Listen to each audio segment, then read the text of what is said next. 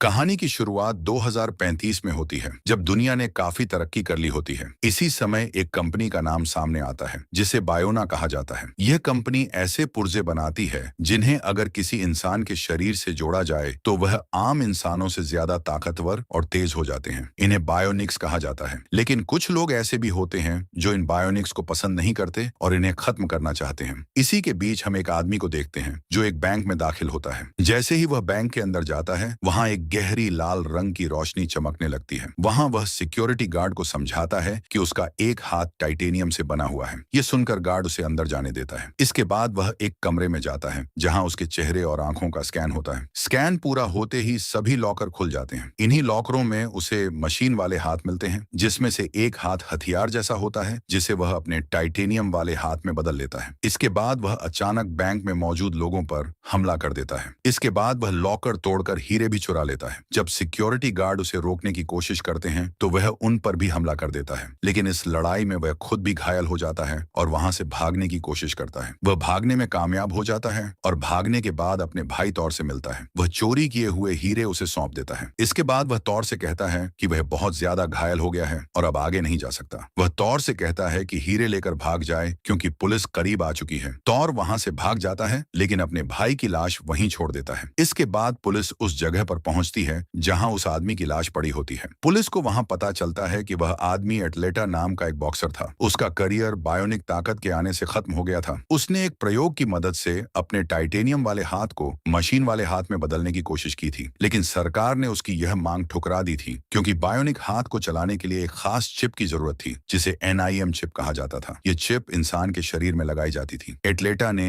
यह चिप एक अपाहिज खिलाड़ी की लाश से चुराई थी। वही चिप पुलिस को एटलेटा के सिर के अंदर से मिलती है। दूसरी तरफ हमें एटलेटा के भाई तौर को दिखाया जाता है। वह एक बॉक्सिंग अकादमी में जाता है और वहीं चोरी किए हुए हीरे अपने दोस्तों को दे देता है। इसके बाद एक लड़का तौर के पास आता है जिसका नाम गुस्ताव होता है। वह तौर से उसके गैंग में शामिल होने की बात करता है। इस पर तौर उससे पूछता है कि वह उनके गैंग में क्यों शामिल होना चाहता है। जवाब में गुस्ताव कहता है कि वह मौजूदा हालात से परेशान हो गया है और उन्हें बदलना चाहता है। इसके बाद गुस्ताव हीरों को जांचता है और तौर को उनकी खासियत के बारे में बताता है। वह कहता है कि इन हीरों से हमें $500,000 5 लाख मिल सकते हैं, लेकिन जो लोग इनकी इस काम में मदद कर रहे थे उन्हें $1 मिलियन चाहिए थे। लेकिन तौर को इस बात की कोई फिक्र नहीं थी क्योंकि वह खुद से बायोनिक हाथ और पांव बना सकता था, जैसे उसने अपने भाई एटलेटा के लिए बनाए थे। लेकिन इस बार वह इन्हें एक अलग तरीके से बनाना चाहता था ताकि बनने के बाद उसे किसी और सहारे की जरूरत न पड़े। गुस्ताव उसे बताता है कि वह किसी को जानता है जो इस काम में उसकी मदद कर सकती है। इसके बाद वह दोनों एक लड़की से मिलने के लिए जाते हैं जो गुस्ताव की बहन होती है और उसका नाम मारिया होता है। वह एक लॉन्ग जंप खिलाड़ी थी। उसकी ख्वाहिश थी कि वह लॉन्ग जंप चैंपियन बन जाए क्योंकि उसकी माँ भी लॉन्ग जंप चैंपियन थी। बचपन से मारिया खुद को इस खेल के लिए तैयार कर रही थी ताकि वह अपनी माँ का रिकॉर्ड तोड़ सके। लेकिन मारिया की बहन गैबी ने यह रिकॉर्ड आसानी से तोड़ दिया क्योंकि उसने अपने दाएं पैर को मशीन वाले पैर से बदल लिया था। इस पैर से वह इतनी लंबी कूद सकती थी जो किसी आम इंसान के लिए मुश्किल थी। गैबी की ताकत से प्रभावित होकर लोग भी बायोनिक पार्ट्स लगवाने लगे थे, जिससे उनकी ताकत में जबरदस्त बढ़ोतरी हो रही थी, जिसकी वजह से मारिया जैसे आम खिलाड़ी नजरअंदाज हो रहे थे। वहीं दूसरी तरफ गुस्ताव अपनी बहन मारिया को अपने प्लान के बारे में बताता है, लेकिन वह कहती है कि वह इस बारे में बाद में बात करेगी। इसके बाद हमें बायोना कंपनी दिखाई जाती है जिसके मालिक डॉक्टर डारियो और रिकार्डो होते हैं। इनमें से कंपनी का मालिक रिकार्डो गैबी और मारिया का पिता होता है। इस वक्त पूरी दुनिया में बायोनिक्स की मांग बहुत बढ़ चुकी थी और इसका इस्तेमाल अब हर काम में हो रहा था। उन्हें यह पता था कि उनकी बनाई हुई चिप के अपडेट के बाद दुनिया भर में उनके बनाए हुए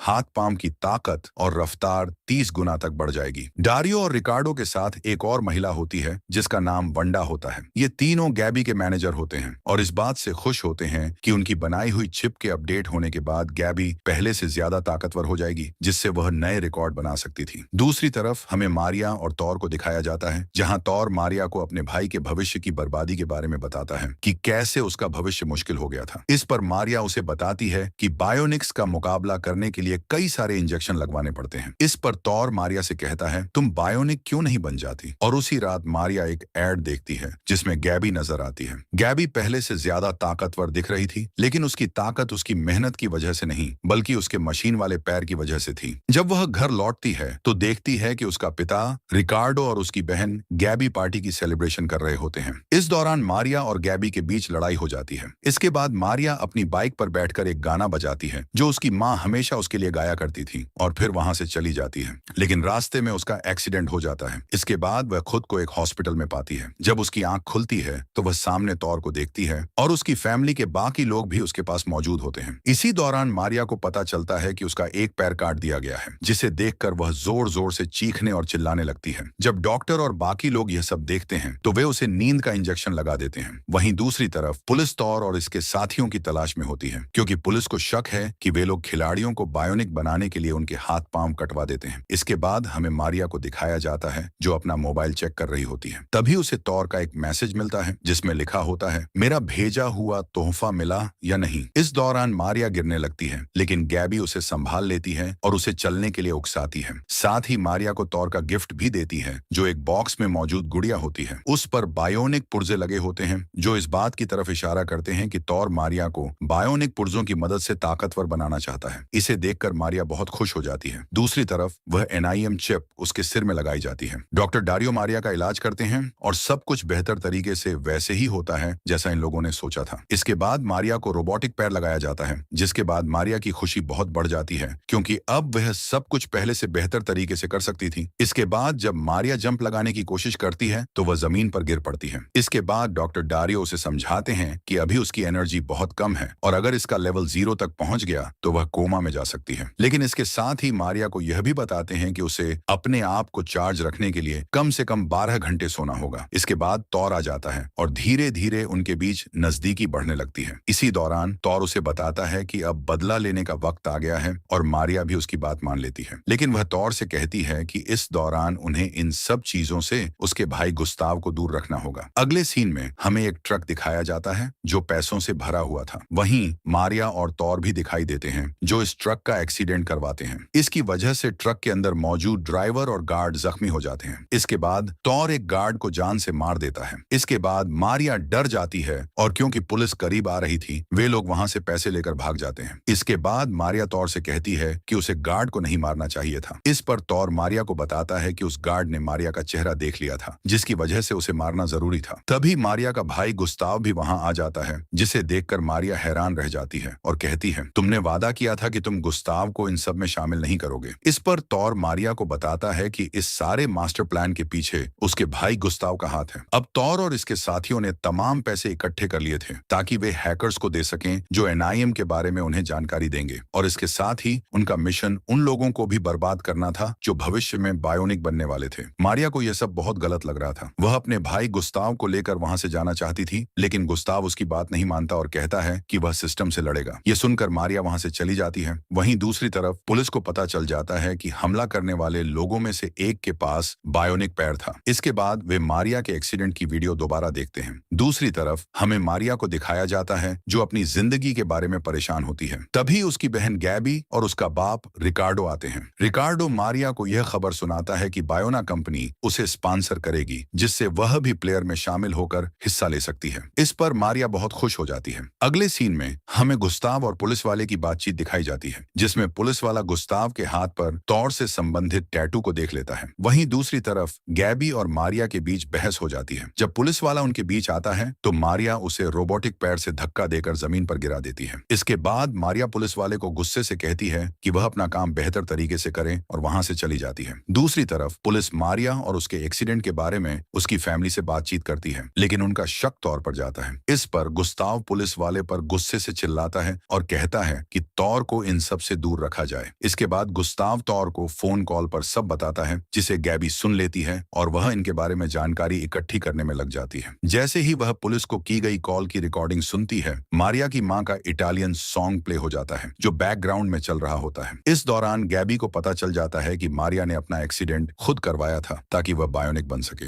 इसके बाद हमें कंपटीशन डे दिखाया जाता है, जिसमें दोनों बहनें अपने ही बनाए हुए रिकॉर्ड तोड़ रही थीं, लेकिन मारिया अब भी गैबी से आगे थी। ये देखकर गैबी हैरान रह जाती है। इस दौरान डॉक्टर डारियो नोटिस करते हैं कि गैबी के दिमाग में स्ट्रेस बढ़ रहा था, जिसकी वजह से वह गैबी को कूदने से मना करते हैं, लेकिन वह बात नहीं मानती और जंप के दौरान जमीन पर गिर जाती है। इसके बाद उसे अस्पताल ले जाया जाता है। वहीं दूसरी तरफ मारिया अपने पिता रिकार्डो से कहती है, क्यों आपने हम दोनों बहनों में दुश्मनी पैदा कर दी? इस पर रिकार्डो उसे कहता है कि उसने जो किया वह अपनी दोनों बेटियों के मुस्तकबिल को बेहतर करने के लिए किया है। अगले दिन जब गैबी को होश आता है तो वह मारिया को अपने पास देखती है और कहती है कि वह जानती है कि मारिया ने अपना एक्सीडेंट जानबूझकर करवाया था। और वहीं दूसरी तरफ तौर को एनआईएम के बारे में जानकारी मिल जाती है। इसके बाद वह मारिया से कहता है कि वक्त आ गया है, हम दुनिया को बदल सकते हैं, लेकिन मारिया इसका साथ देने से मना कर देती है। इसके बाद तौर गुस्से से चिल्लाता है क्योंकि उसने ही मारिया को इस काबिल बनाया था जिससे वह वर्ल्ड रिकॉर्ड बना सकती थी। उसकी बात सुनकर मारिया गुस्से में वहां से चली जाती है। अगले दिन तौर के साथ कुछ लोग मारिया के जूस में दवा मिला देते हैं, जिससे वह बेहोश होकर जमीन पर गिर जाती है और चल नहीं पाती। इसी दौरान वे उसकी बहन गैबी को भी अगवा कर लेते हैं और उसके बाप रिकार्डो को मारते हैं। जब गुस्ताव यह सब देखता है तो वह थौर पर चिल्लाता है और कहता है कि वह यह सब ठीक नहीं कर रहा, लेकिन तौर उसकी एक नहीं सुनता और उसे खुद पर भरोसा करने के लिए कहता है। इसके बाद वह मारिया के पास आता है जो नींद में बेहोश होती है और उसे कहता है कि अगर वह अपनी फैमिली को सही सलामत देखना चाहती है तो उसे तौर की मदद करनी होगी। और अगले ही दिन वह लोग मारिया को अपने प्लान के बारे में बताते हैं और यह भी बताते हैं कि कैसे वह अपनी ताकत से उस बैग को चुरा सकती है जिसमें चिप्स थे। इसके बाद मारिया ने उनके बताए प्लान के अनुसार आसानी से वह बैग चुरा लिया जिसमें चिप्स मौजूद थे। इसके बाद डारियो को भी बैग चोरी होने की खबर मिल जाती है क्योंकि सीसीटीवी फुटेज में मारिया को बैग चुराते हुए देख लिया जाता है। फिर हमें मारिया को दिखाया जाता है जब वह बैग चुराकर भाग रही होती है और उसकी नजर तौर की बाइक पर पड़ती है जिस पर उसका भाई गुस्ताव सवार होता है। मारिया जिसे तौर समझती है उसका एक्सीडेंट कर देती है जिससे गुस्ताव बुरी तरह से जख्मी हो जाता है। बाद में मारिया को पता चलता है कि वह तौर नहीं बल्कि उसका भाई गुस्ताव था, जिसके बाद तौर अपनी पूरी टीम के साथ वहां आ जाता है। फिर मारिया गुस्से में तौर पर हमला कर देती है, लेकिन वह लोग मारिया को मारकर बेहोश कर देते हैं। जब मारिया को होश आता है तो वह खुद को अपनी पूरी फैमिली के साथ पाती है जिन्हें तौर और उसकी टीम ने बंदी बना लिया था। इसके बाद वह तौर और उसके बॉस को देखती है जो बैग मिलने पर खुशी मना रहे थे जिसमें चिप्स थे, लेकिन इसी दौरान मारिया खुद को आजाद कर लेती है और एक जोरदार किक मार देती है जिससे सारी चिप्स बिखर जाती हैं। इसके बाद मारिया और तौर की टीम के बीच एक बड़ी लड़ाई होती है जिसमें गैबी भी खुद को आजाद कर लेती है और इस लड़ाई में मारिया का साथ देती है और इस तरह दोनों बहनें अपनी बायोनिक ताकत का इस्तेमाल करके लड़ाई जीत जाती हैं। लेकिन इस दौरान तौर मारिया पर पीछे से हमला कर देता है जिससे वह जख्मी हो जाती है। फिर भी वह अपनी ताकत का इस्तेमाल करके तौर को भी खत्म कर देती है। जब पुलिस वहां आती है तो मारिया वहां से भाग जाती है, लेकिन भागते हुए उसका रोबोटिक पैर तारों में फंस जाता है। वह हार नहीं मानती और अपने पैर को निकाल देती है जिससे वह जमीन पर गिर जाती है और गंभीर रूप से जख्मी हो जाती है। लेकिन फिर उसकी बहन गैबी आ जाती है और उसे पुलिस से बचा लेती है। इसके बाद दोनों बहनें वहां से चली जाती हैं। दूसरी तरफ डारियो को गुस्ताव मिलता है जो गंभीर रूप से जख्मी होता है, लेकिन उसकी सांसें चल रही होती हैं और वह जिंदा होता है। 6 महीने बाद पुलिस अब भी इन दोनों बहनों की तलाश में थी जो अब अपाहिज बच्चों का स्कूल चला रही थी। इसके बाद डारियो वहां आता है और उनके काम की तारीफ करता है। फिर मारिया और गैबी को अथर के बॉस से मिलते हुए दिखाया जाता है जो अपनी सिक्योरिटी के लिए इनसे मदद लेना चाहता है, लेकिन वे लोग उसे यकीन दिलाते हैं कि वे तीनों मिलकर यह काम बेहतर तरीके से कर सकते हैं। इसके बाद इनका भाई गुस्ताव भी वहां आ जाता है जो पहले से ज्यादा ताकतवर बन चुका होता है। बॉस उसकी ताकत को आजमाने के लिए एक आदमी भेजता है जिसका मुकाबला गुस्ताव बड़ी ताकत और काबिलियत से करता है। इसके बाद बॉस इससे इंप्रेस हो जाता है और डील को फाइनल कर देता है। अब मिलने वाले पैसों का इस्तेमाल